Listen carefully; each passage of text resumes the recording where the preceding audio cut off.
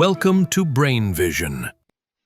We start with two equations. The first one is the equation for the wavelength lambda in terms of the change in energy that will take place in going to the ground state from the excited state. Lambda is equal to hc over that change in energy, delta E. And the other equation is the speed of light is equal to the wavelength lambda times the frequency of the photon. So we want to get the the frequency. To do that, we're going to divide both sides of this equation on the right by the wavelength, so that frequency is by itself. So this gives us the frequency is equal to c divided by lambda. Now we can substitute the equation for lambda right here into that equation. So what will happen is we'll have frequency equals c over lambda, which is equal to c divided by hc over delta E. So this equation and this fraction in the denominator will flip, and we'll have c times delta E over hc. The speed of light will cancel, and we simply have delta E over h. And that's how we get the frequency. So now we have F equals delta E over h. So let's scroll down to make a bit of room. Now we need to substitute in our values. This E is actually a change in energy because it's simply the amount by which let me fix this. This 1.80 electron volts is really a change in energy. It's the difference in energy from the excited state to the ground state. So it's really delta E. It's not simply an energy, it's an amount above the ground state.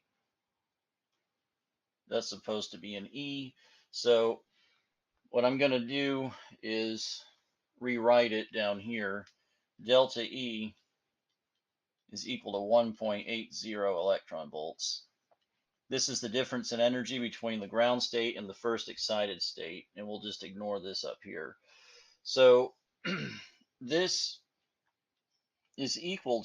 frequency will be equal to 1.80 electron volts times a conversion factor that would take us, normally we work in joules when working with energy and equations, and that's what we need to do. So we're going to convert to joules with a conversion factor. 1.60 times 10 to the minus 19 joules per electron volt.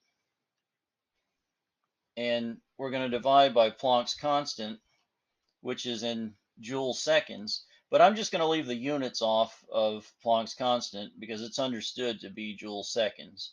I only wrote the units for the energy quantities because we were going from electron volts to joules. And you see that these electron volts will cancel. So now, when you carry out this calculation for frequency, you get that F is equal to 4.34 times 10 to the 14 inverse seconds. Or you can write that as hertz. That's really what that unit is. You can write it as hertz. The next thing we want is the wavelength. Well, lambda, from this equation up here, we know that we can flip this. So if we have the frequency, if we have the F equals C over lambda, we can multiply both sides by lambda and divide by frequency on both sides. And now we'll have lambda equals C over F. And knowing that we have the frequency calculated and we know the speed of light, we have 3 times 10 to the 8th meters per second for the speed of light over 4.34 times 10 to the 14 hertz, or inverse seconds, for the frequency. This will give us the wavelength, and that's equal to 6.91 times 10 to the minus 7 meters. But this can be converted. I know that 1 nanometer is equal to 10 to the minus 9 meters. So I can divide this by 10 to the minus 9 meters per nanometer, and this will give me 691 nanometers. So let me clear that up a little bit, having trouble writing near the edges, and just bring this in a bit closer. So this is equal to 691 nanometers, and that's the wavelength. Okay, now one other thing we want to know is the uncertainty in the energy of. So what we're going to do is we know that the excited state had a lifetime of delta t. There's the uncertainty principle, Heisenberg's uncertainty principle, that relates delta E and delta T. This is what we're trying to get. We know this actually. This is the lifetime of the excited state. And we had that up here. This is basically 2 microseconds. Because it's 2 times 10 to the minus 6, that makes it 2 microseconds. So we can substitute that in this inequality, and we can make this into an equality just for this. It's basically an estimate. So when we make this an equality, we're estimating. So we have h bar over 2. We have 2.00 times 10 to the minus 6 seconds. And we have delta E, which is what we're trying to get. So this is going to equal 6.626 times 10 to the minus 34 over 2 times 2 pi, because it's h bar that we're dealing with. And all we need to do now is we can get rid of this since we know these are equal, and we can divide both sides by 2 microseconds times 10 to the minus 6.